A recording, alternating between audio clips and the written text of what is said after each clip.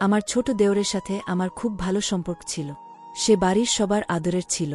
আমিও তাকে ছোট মনে করে জড়িয়ে ধরে আদর করতাম। সে রোজ রাতে আমার ঘরে আসত, অনেক গল্প করত, কিন্তু যখনই আমার স্বামী কাজ থেকে ঘরে ফিরত দেওর নিজের ঘরে চলে যেত। একদিন আমার শ্বশুর বাড়ির সবাই এক আত্মীয়ের বিয়েতে গেছিল। সেদিন আমি আমার দেওরকে বাচ্চা ভেবে আমার ঘরে শুতে দিয়েছিলাম। তারপর আমার দেওর যা করল সেটা শুনলে আপনার গায়ের রোম খাড়া হয়ে যাবে। কেননা আমার দেওর আমার সাথে মাত্র 2 দিন হয়েছে আমার বিয়ে হয়েছে। আমার শাশুড়ি আমার ছোট দেওরকে আমার ঘরে নিয়ে এসে বলল, যখন থেকে তোমার বিয়ে হয়েছে তখন থেকে রাজেশ আমাকে পাগল করে দিচ্ছে তোমার সাথে আলাপ করিয়ে দেওয়ার জন্য। আমার দেওরের বয়স 15 বছর। সে মায়ের কথা শুনে মায়ের পেছনে দাঁড়িয়ে মায়ের আঁচল ধরে লজ্জা পাচ্ছে আর মুচকি হাসছে। শাশুড়ি বলল, যবে থেকে তোমার অজয়ের সাথে বিয়ের পাকা কথা হয়ে গেছে তবে থেকে রাজেশ আমাকে বলছে, মা আমাকে বৌদির সাথে আলাপ করিয়ে দাও, বন্ধুত্ব করিয়ে দাও। আসলে বিয়েটা 2 মাসের মধ্যে এত তাড়াহুড়ো করে হল যে আমি কোনো দিকে খেয়াল দেওয়ার সময় পাইনি। এ আবার আমাকে 2 দিন ধরে বলছে, মা আমাকে বৌদির সাথে আলাপ করিয়ে দাও। সব শুনে রাজেশ তখনও মায়ের পেছনে দাঁড়িয়ে লজ্জা পাচ্ছিল আর লাজুক চোখে আমার দিকে দেখছিল। আমি হেসে রাজেশের দিকে হাত বাড়িয়ে দিলাম। আমি এই বাড়ির বড় বউ ছিলাম। অজয়ের 2 বোন ছিল আর সব থেকে ছোট ছিল আমার এই দেওর রাজেশ। অজয় আমাকে খুব ভালোবাসত এবং আমার খুব খেয়াল রাখত। আমার শ্বশুর বাড়ির লোকজনরাও আমাকে খুব ভালোবাসত। দেওরকে ছোট ভাই মনে করে আমি তার সাথে প্রথমে কথা বলা শুরু করেছিলাম। এমনিতে ও 15 বছরের ছেলে ছিল, কিন্তু ওর শরীরের গঠনের কারণে ওকে অনেক বড় লাগত। আমি সন্ধেবেলা ওর ঘরে যেতাম এবং ওর সাথে অনেক গল্প করতাম। খুব তাড়াতাড়ি আমরা দুজন খুব ভালো বন্ধু হয়ে উঠেছিলাম। সেও কোনোরকম সংকোচ না করে আমার ঘরে প্রায়ই আসত। একদিন আমি ওর ঘরে গেলাম, তখন ও টিভি দেখছিল। আমাকে দেখে খুব ঘাবড়ে গিয়ে ও চ্যানেলটা চেঞ্জ করে দিল। আমি ওর পাশে গিয়ে বসলাম। ওর চোখে মুখে ঘাবড়ে যাওয়ার ছাপ দেখে আমার একটু সন্দেহ হলো ও কি এমন টিভিতে দেখছিল যে আমাকে দেখে চ্যানেল চেঞ্জ করে দিল। আর চোখে মুখে এমন ঘাবড়ে গেল যেন আমি ওর কোনো চুরি ধরে ফেলেছি। আমি ওকে ভালোভাবে জিজ্ঞেস করলাম, তুমি টিভিতে কি দেখছিলে? আমার প্রশ্নে ও আরও ঘাবড়ে গিয়ে আমাকে বলল, কিছু দেখছিলাম না তো বৌদি, এই সময় টিভিতে কার্টুন হয়, আমি সেটাই দেখছিলাম। আমি ওকে বললাম, যে চ্যানেলটা তুমি দেখছিলে সেটা এক্ষুনি লাগাও, আমি দেখতে চাই তুমি কি দেখছিলে। তারপর ও সেই চ্যানেলটা লাগালো যেটা ও দেখছিল। সেটা দেখার পর আমি আমার চোখ বন্ধ করে নিলাম, আমি আর দেখতে পারছিলাম না। আমি রেগে গিয়ে রাজেশকে বললাম, তুমি এইসব দেখো টিভিতে? আজ রাতে আমি তোমার দাদাকে বলে দেব। আমার রাগ দেখে ও একটু চুপচাপ হয়ে গেল। আমার কাছে অনুরোধ করতে লাগল আমি যেন ওর দাদাকে এসব না বলি। আমি রেগে গিয়ে আবারও তাকে বললাম, তুমি এই ভয়ঙ্কর মুখগুলো রাত্রে কি করে দেখো? এইসব ভয়ঙ্কর জিনিস দেখে তোমার রাতে ঘুম আসে কি করে? ও কোনো ভূতের সিনেমা দেখছিল। আমি তো দেখেই ভয় পেতে শুরু করলাম। ও আমার কাছে ক্ষমা চাইতে লাগল আর বলতে লাগল, আমি আর কখনো এগুলো দেখব না বৌদি। আমার মনে হতো আমার শ্বশুর বাড়ির লোকেরা খুব সহজ সরল। আমার নন্দরাও আমার সঙ্গে খুব ভালো ব্যবহার করত। আমি নিজেকে খুব সুখী এবং ভাগ্যবতী মনে করছিলাম। কিন্তু আমি জানতাম না এইসব খুশি শুধু একটা নাটক মাত্র। আমি কোন বড়সড় বিপদের মুখে পড়তে চলেছি। আমার সাথে যা হয়েছিল সেটা ভেবে একজন মহিলা ভয়ে কাঁপতে বাধ্য হবে। আমার জীবনে এমন বিপদ এসেছিল যেটা সহ্য করা মৃত্যুর সমান। আমি আমার ভাই বোনেদের মধ্যে সবথেকে ছোট ছিলাম, যে কারণে আমাকে সব সময় ভাই বোনেরা উপেক্ষা করত। যেহেতু তারা আমার থেকে বড় ছিল, তাই তারা একসঙ্গে কোনো বিষয়ে আলোচনা করলে যদি আমি তাদের কাছে যেতাম আমাকে তারা সরিয়ে দিত, বলতো, তুই ছোট, বড়দের কথার মাঝখানে কেন এসেছিস? আমি জীবনে বড় একা ছিলাম, তাই রাজেশকে দেখে আমার ছোটবেলার কথা মনে পড়ে গেছিল। আমার ভাই বোনেদের কাছে আমি বিশেষ পাত্তা পেতাম না, তাই আমার মনে হয়েছিল রাজেশের সঙ্গেও হয়তো সেরকমই কিছু ঘটে। আমার 2 নন্দের মধ্যে বেশ মিল ছিল। তারা দুজন প্রায় একসঙ্গেই থাকত। তাই আমি রাজেশের দিকে বেশি খেয়াল দিতে শুরু করলাম। আমি ওর পছন্দের খাবার তৈরি করে দিতাম, ওর ছোটখাটো কোনো কাজ করে দিতাম, ওর সঙ্গে খেলতাম, যাতে আমি ছোটবেলায় যে কষ্টটা সহ্য করেছি সেটা যেন রাজেশকে সহ্য করতে না হয়। একদিন রাজেশ আমার ঘরে এলো, তখন অজয়ের অফিস থেকে আসার সময় হয়ে গিয়েছিল। আমি একটা সুন্দর ড্রেস পরে ঘরে মেকআপ করছিলাম। রাজেশ আমাকে এক দৃষ্টিতে দেখতে থাকল আর হঠাৎ আমার মেকআপ বক্স থেকে একটা গোলাপি কালারের লিপস্টিক তুলে নিয়ে আমার হাতে দিয়ে বলল, বৌদি, এই লিপস্টিকটা লাগাও, এই রংটা আমার খুব পছন্দ। ও ছোট, তাই ওর মনে কষ্ট দেব না ভেবে আমি ওর হাত থেকে লিপস্টিকটা নিয়ে ঠোঁটে লাগালাম। ও ধীরে ধীরে আমার দিকে এগিয়ে এলো, দুহাত দিয়ে আমার মুখটা তুলে ধরল আর বলল, বৌদি, এইবার তোমাকে খুব সুন্দর লাগছে, বলে ও আমাকে আস্তে করে জড়িয়ে ধরল। আমি ওর এই ব্যবহারে হক চুকিয়ে গেলাম। কিছু না বুঝে উঠে সঙ্গে সঙ্গে আমি ওকে আমার থেকে দূরে ঠেলে দিলাম। ও পেছনে সরে গিয়ে আমাকে এক দৃষ্টিতে দেখতেই থাকল। আমি খুব রেগে গিয়ে ওর দিকে তাকালাম। তখন ও আমাকে বলতে লাগল, বৌদি, তুমি তো আমার বড় দিদির মতো। আমার দিদিদের থেকেও আমার তোমাকে বেশি ভালো লাগে, কিন্তু আমার এই আচরণ যদি তোমার খারাপ লেগে থাকে তাহলে আমি তোমার কাছে ক্ষমা চাইছি, সে মাথা ঝুঁকিয়ে লজ্জিত হয়ে এই কথাগুলো আমাকে বলল, তারপর ঘরের বাইরে বেরিয়ে গেল। তারপর আমি নিজে লজ্জিত অনুভব করলাম। আমি মনে মনে ভাবলাম, ছি ছি, আমি কি করলাম? ও আমাকে বড় দিদির মতো মনে করে, তাই হয়তো আমাকে জড়িয়ে ধরেছিল। আর আমি ওকে কত ভুল ভাবলাম, ওকে কত বাজেভাবে দূরে ঠেলে দিলাম। ও আমার ব্যাপারে কি ভাবল? ভাই বোনের ভালোবাসাকে কলঙ্কিত করলাম। আমি এখন আমার খুব লজ্জা লাগছে। এই ভেবে আমি পরের দিন আবার ওর সাথে আগের মতো ব্যবহার করতে শুরু করলাম। ও সারাদিন আমার সঙ্গে কাটাল। ও কোনো সংকোচ না করে আমার গলা জড়িয়ে ধরছিল, নিজের মুখ আমার মুখের খুব কাছে আনছিল। জানি না কেন আবারও ওর এই চালচলন আমার ঠিক লাগছিল না। আমার মনে হতো আমার সাথে কিছু একটা খারাপ হচ্ছে। আমার ভেতরের একটা মন আমাকে বোঝাত এসব ঠিক হচ্ছে না, আর আমার অন্য মন বলতো ও একটা ছোট বাচ্চা ছেলে, হয়তো বড় দিদি মনে করে আমাকে ভালোবাসছে। আমারও এটাই ভাবা উচিত। আমি একটু রোগা পাতলা ছিলাম, আর রাজেশ আমার পাশে দাঁড়ালে আমার থেকে 2-3 ইঞ্চি লম্বা ছিল। একদিন আমি রান্নাঘরে রান্না করছিলাম, ও স্কুল থেকে ফিরে সোজা রান্নাঘরে এসে আমাকে সাহায্য করতে শুরু করে দিল। আমার একটু অসুবিধা লাগছিল। আমি গরম উনুনের সামনে দাঁড়িয়ে রুটি বানানোর সময় ঘামে পুরো ভিজে গেছিলাম। রাজেশ পেছনে দাঁড়িয়ে থেকে আমাকে ওইভাবে দেখো না, আমি রুটি বানাচ্ছি। আমি তাকে এইভাবে টুকলাম। সে একটু পেছনে সরে গিয়ে বলতে লাগলো, তুমি কেন সব সময় এত কাজ করো? মাঝে মাঝে তো একটু ছুটি নিতে পারো। ও কথা ঘোরাতে লাগলো। আমি চাইতাম শ্বশুর বাড়ির সব লোকেদের মন জয় করে নিতে। তাই রাজেশের এই কথাবার্তায় আমি রেগে না গিয়ে হেসে তাকে বললাম, যখন তোমার বউ এসে যাবে তখন আমি ছুটি নিয়ে নেব। তখন তোমার বউই কাজ করবে। আমার এই কথা শুনে ও আমাকে বলতে লাগলো, আমার বউ যেন তোমার মতনই হয়। তুমি তোমার মতো একজনকেই আমার বউ করে নিয়ে আসবে, কারণ আমার তোমাকে খুব ভালো লাগে। এই কথা বলে ও আমার চোখের দিকে গভীর দৃষ্টিতে তাকিয়েছিল। তারপর আস্তে আস্তে ও আমার দিকে এগিয়ে আসছিল। জানি না, আমার খুব অস্বস্তি লাগছিল, সংকোচ বোধ হচ্ছিল। আমার পুরো শরীরে কেমন একটা ঝিমঝিম বোধ হচ্ছিল। আমার অদ্ভুত লাগছিল। আমি আমার ওড়না ঠিক করতে করতে এদিক ওদিক তাকাচ্ছিলাম। ও একদম আমার কাছে চলে এলো আর নিজের হাত দিয়ে আমার মুখের ঘাম মুছতে লাগলো। আমি একদম পেছনে সরে গেলাম। ও বলতে লাগলো, যদি আমি এ বাড়ির মালিক হতাম, আমি তোমাকে একটাও কাজ করতে দিতাম না, তোমাকে রানী করে রাখতাম। তোমাকে আমার এতটাই পছন্দ। তোমাকে দেখলে আমার হৃদস্পন্দন বেড়ে যায়। এত প্রশংসা অজয় পর্যন্ত আমাকে কোনোদিন করেনি। বলতে বলতে ও একদম পেছনে সরে গেল। ওর বলার ধরন একদম বদলে গেল। ও বলল, তুমি আমার দিদিদের দিয়েও কিছু কাজ করাও, ওরা কি নবাব নাকি? আমার দিদির মতো বৌদি সবসময় কাজ করে, এটা দেখে আমার খুব খারাপ লাগে। আর আমার দিদিরা সারাদিন বসে বসে টিভি দেখে। ও কথা ঘোরানোর ওস্তাদ ছিল। ও 1 মিনিটে নিজের কথা ঘুরিয়ে ফেলতে পারত। আমার মনে হচ্ছিল আমি ওর কথায় ফেসে যাচ্ছিলাম। কিন্তু এইবার আমি খুব কঠোরভাবে ওকে বললাম, যাও গিয়ে স্কুলের ড্রেস চেঞ্জ করে ফেলো, আমি রুটি বানিয়ে খেতে দিচ্ছি। ও রান্নাঘর থেকে বাইরে বেরিয়ে গেল। আমি তখন একটু শান্তির নিঃশ্বাস ফেললাম। আমি কয়েকদিন ওকে দেখে একটু ভয় ভয় পেতে লাগলাম, কেননা ওর নজর আমার ভালো ঠেকছিল না। অনেক কিছু ভাবার পর একদিন আমি অজয়কে বললাম, রাজেশ এবার বড় হচ্ছে, তো ওর চালচলনে বদল আনা দরকার। সবার সাথে কেমনভাবে কথা বলতে হয় এটা ওকে শিখতে হবে। কিন্তু ও বাচ্চাদের মতো আচরণ করে। যেমন করে ও মাকে জড়িয়ে ধরে তেমন করে ও আমাকেও জড়িয়ে ধরে। অজয়, আমার এগুলো ভালো লাগছে না। আমি অজয়কে এইসব কথা এই কারণে বলেছিলাম যাতে ও রাজেশকে একটু বোঝায়। আমি কারোর চোখে খারাপ হতে চাইছিলাম না। আমি যদি রাজেশকে বকতাম তাহলে ও আমার নন্দ আর শাশুড়িকে গিয়ে আমার ওকে বোকা দেওয়ার কথা বলে দিত। তখন তারা ভাবত আমি সবার মনের মধ্যে বিষ ঢালছি। যদি অজয় রাজেশকে বারণ করত তাহলে নিশ্চয়ই রাজেশ রান্নাঘরে আসা বন্ধ করে দিত। শ্বশুরবাড়িতে বৌমা যদি একটু অন্যরকম ব্যবহার করে তাহলে সবাই তাকে অন্য চোখে দেখে, কিন্তু এটা কেউ বোঝার চেষ্টা করে না সে ওরকম ব্যবহার কেন করছে। আর সবাই বুমাকে দোষ দিতে থাকে, সে হয়তো একলা থাকার জন্য এই ধরনের ব্যবহার করছে। তাই আমি কাউকে সহজভাবে কথাগুলো বলতে পারতাম না। তাই আমি চাইতাম অজয় যেন রাজেশকে বোঝায়।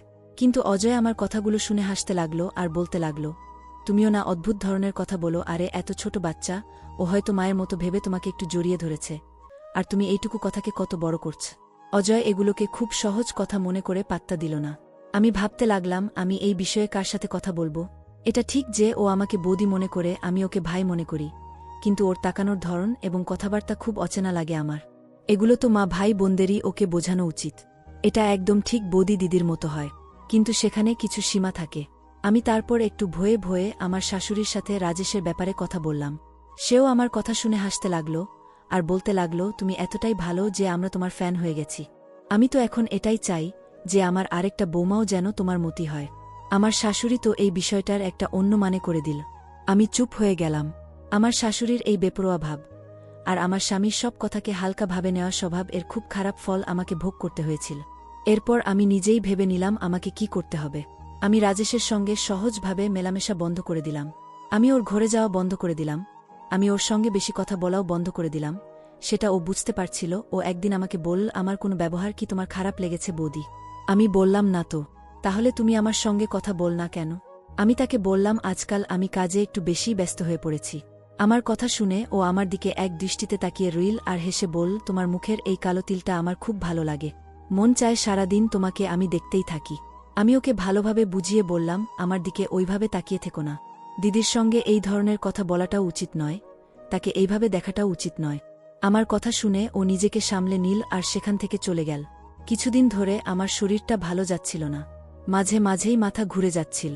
যখন অজয় আমাকে ডাক্তারের কাছে নিয়ে গেল তখন জানতে পারলাম আমি মা হতে চলেছি।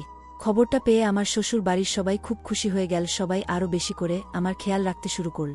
কিন্তু ডাক্তার আমাকে কিছুদিন বেড রেস্ট দিয়েছিলেন। তখন থেকে বাড়ির সব কাজ আমার দুই ননদ এবং আমার শাশুড়ি করতে লাগল, এবং আমার বেশিরভাগ সময় ঘরেই কাটতে লাগল।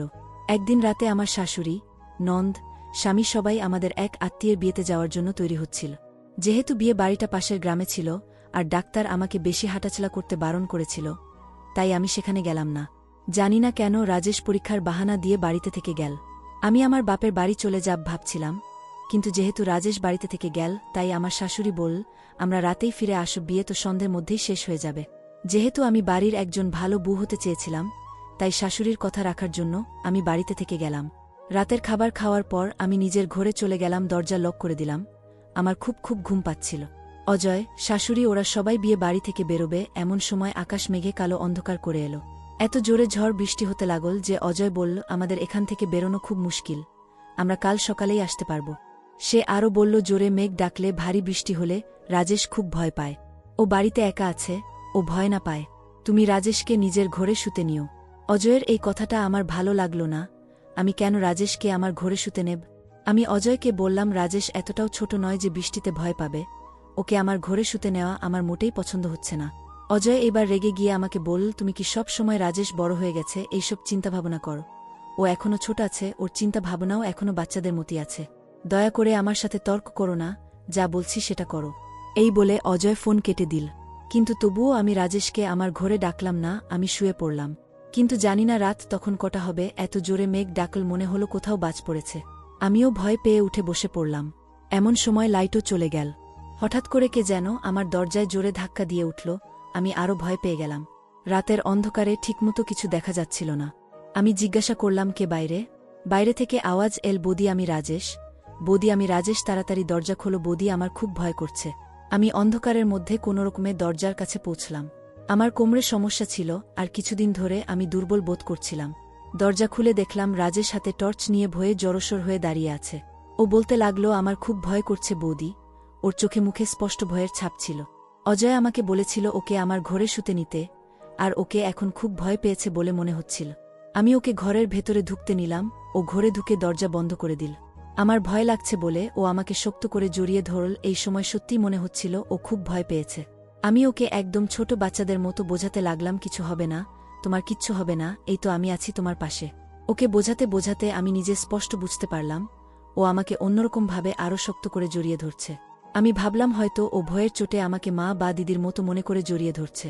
কিন্তু কিছুক্ষণ পরেই আমি ভালোভাবে বুঝলাম যে ও আমাকে অন্য কোনো মতলব নিয়ে জড়িয়ে ধরেছে এবং ও আমার থেকে অন্য কিছু আশা করছে। আমি ওকে ঝটকা দিয়ে ঠেলে দিলাম, নিজেও অনেকটা সরে গেলাম।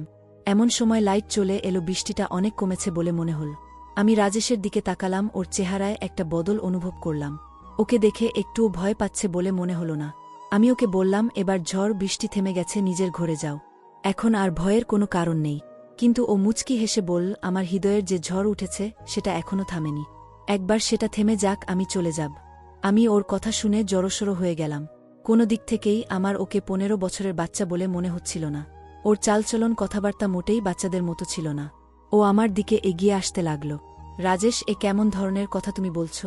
আমি তোমাকে কতবার বুঝিয়েছি বড় দিদির সঙ্গে এই ধরনের কথা বলা উচিত নয়। ও হাসতে হাসতে বলতে লাগল, কোনো দিদি? কেমন দিদি? আমার তো শুধু দুটোই দিদি আছে। তোমাকে তো দেখেই আমার পছন্দ হয়ে গেছিল। আমি তো শুধুমাত্র তোমার কাছে আসার বাহানা খুঁজতাম। তোমার সঙ্গে থাকতে আমার খুব ভালো লাগত। ওর কথাগুলো আমার কানের মধ্যে এমনভাবে ঢুকছিল যেন আমার কানের মধ্যে কেউ গরম পাট ঢেলে দিচ্ছে। এই সময় রাজেশের মধ্যে আর একজন প্রাপ্তবয়স্ক পুরুষের মধ্যে পার্থক্য করা মুশকিল ছিল। আমি চেঁচিয়ে উঠে তাকে বললাম, লজ্জা করে না? তুমি তোমার মায়ের মতো বৌদির ওপর খারাপ নজর রাখো। ও আমার সামনে দাঁড়িয়ে বলতে লাগল, আমি তোমাকে মা কখন ভাবলাম? আমি তোমাকে খুব ভালোবাসি, এই কথা আমি তোমাকে অনেকবার বলেছি, তুমি হয়তো সে কথা ভুলে যাচ্ছ। আমি তাকে আমার থেকে দূরে সরাতে চাইলাম, কিন্তু জানি না আমি তার শক্তির কাছে হার মেনে যাচ্ছিলাম। আর তাছাড়া আমি সেই সময়ে গর্ভবতীও ছিলাম। ঘরের আলো নিভে গেল, আর সেই সঙ্গে আমার ভাগ্য সেই রাতে অন্ধকার হয়ে গেল। আমার কোনো বারণই সে শুনল না। সেই রাত আমার জন্য এক কালো অন্ধকার রাত হয়ে রইল। রাজেশ সব সীমা পার করে আমার সতীত্বের মুখে কালি মাখিয়ে দিল। আমি ব্যথা যন্ত্রণায় খুব কষ্ট পাচ্ছিলাম। রাজেশ একজন হৃদয়হীন মানুষের মতো আমার চোখের সামনে দাঁড়িয়েছিল, আর আমাকে বলছিল, যদি তুমি কাউকে কিছু বল তাহলে তার পরিণামের জন্য তুমি নিজেই দায়ী থাকবে। এখন আমি রাজেশের মুখটা পর্যন্ত সহ্য করতে পারছিলাম না। আমি দু ধরনের যন্ত্রণা সহ্য করছিলাম। একটা যন্ত্রণা আমার পেটের মধ্যে হচ্ছিল, আরেকটা আমার সামনে বসে থাকা 15 বছরের পুরুষের প্রতি আমার ঘৃণায় হচ্ছিল। আমি তাকে বললাম, চলে যাও আমার চোখের সামনে থেকে। আমি তোমার সব কথা অজয়কে বলবো, তোমার মা দিদিদের বলবো, যারা তোমাকে বাচ্চা মনে করে। ও আমার কথা শুনে একটু না ঘাবড়ে আমাকে বল, তুমি তোমার এই শখটাও পুরো করে দেখতে পারো, তোমার কথায় কেউ বিশ্বাস করবে না। আমি এই ঘরের ছেলে, আমার ওপর কেউ কখনো দোষারোপ করবে না। যদি তুমি নিজেকে বাঁচাতে চাও তাহলে নিজের মুখ বন্ধ রাখো। আমি ঘৃণার চোখে তার দিকে তাকালাম। সে ঘর থেকে বেরিয়ে গেল। আমি ফুপিয়ে ফুপিয়ে কাঁদতে লাগলাম। রান্নাঘর থেকে ছুরি নিয়ে এসে রাজেশকে খুন করতে মন চাইল। দেওর বৌদির একটা সুন্দর সম্পর্ককে ও কলঙ্কিত করেছে। কলিং বেল বাজতেই আমি যন্ত্রণায় কাতরাতে কাতরাতে দৌড়ে গেলাম। দরজা খুলে দেখি অজয়, আমার শাশুড়ি ও নন্দেরা দাঁড়িয়ে আছে। আমি অজয়কে দেখে কাঁদতে লাগলাম। আমার পেটের যন্ত্রণা আরও বাড়তে লাগল। আমার পেটের যন্ত্রণা ধীরে ধীরে এত বাড়তে লাগল যে আমি যন্ত্রণায় ছটফট করতে লাগলাম। অজয় আমাকে নিয়ে অস্থির হয়ে উঠল। আমার চোখের সামনে সবকিছু অন্ধকার হয়ে গেল। আমি অজ্ঞান হয়ে মাটিতে পড়ে গেলাম। যখন আমার জ্ঞান ফিরল তখন রাজেশ আমার পাশে বসেছিল, আর আমার শাশুড়ি আমার মাথার পাশে বসে বলছিল, বৌমা, যখন তোমাকে বিশ্রাম নিতে বলেছিলাম তখন রাজেশ আমার পাশে বসেছিল। আর আমার শাশুড়ি আমার মাথার পাশে বসে বলছিল, বৌমা, যখন তোমাকে বিশ্রাম নিতে বলেছিলাম তখন তুমি কেন ঘরের সব কাজ করতে গেছিলে? খাবার তো আমি বানিয়েই দিয়ে গিয়েছিলাম। দেখো আজ তোমার কাজ করার ফল। বাচ্চাটার কিছু হয়নি, এই আমাদের ভাগ্য ভালো। এখন থেকে আমি তোমাকে বিছানা থেকে উঠতে দেব না।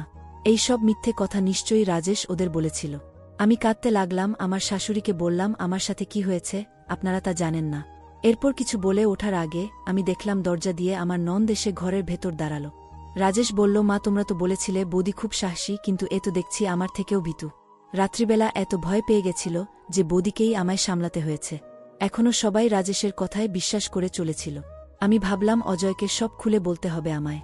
আমি সময় মতো অজয়কে সব কথা খুলে বললাম। সব শোনার পর অজয় আমার গালে জোরে একটা থাপ্পড় মারল, আর আমাকে বলতে লাগল, তুমি আমার ছোট বাচ্চা ভাইটাকে কি ভেবেছ? ও ছোট, এইসব বিষয়ে হয়তো কিছু বোঝেও না। তোমার লজ্জা করে না ওর ওপর এই ধরনের দোষারোপ করতে? আমি জানি তুমি এইসব কেন করছো। দেখো, আমি এই বাড়ির বড় ছেলে। নিজের মাথায় কখনো এটা এনো না যে তোমার এসব কথাগুলোকে আমি বিশ্বাস করব। আমি তোমার এইসব কথা বিশ্বাস করে তোমাকে নিয়ে আমার পরিবারের থেকে কখনোই আলাদা হয়ে যাব না। যদি তুমি আমার বাচ্চার মা না হতে তাহলে আমি তোমাকে ডিভোর্স দিয়ে দিতাম। তুমি আমার ছোট ভাইয়ের ওপর দোষ দেওয়ার কে হও?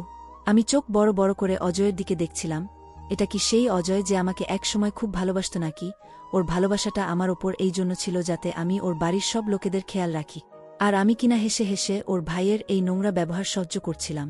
অজয়দের বাড়িতে আমার জায়গা কোথায় তা আজ আমি বুঝে গেছিলাম। আমি ওর বাড়ির লোকেদের জন্য আজ পর্যন্ত যা যা করেছি সব বিফলে গেল, কারণ কেউই আমায় আজ বিশ্বাস করবে না। তারা তাদের ছেলেকে বেশি বিশ্বাস করে।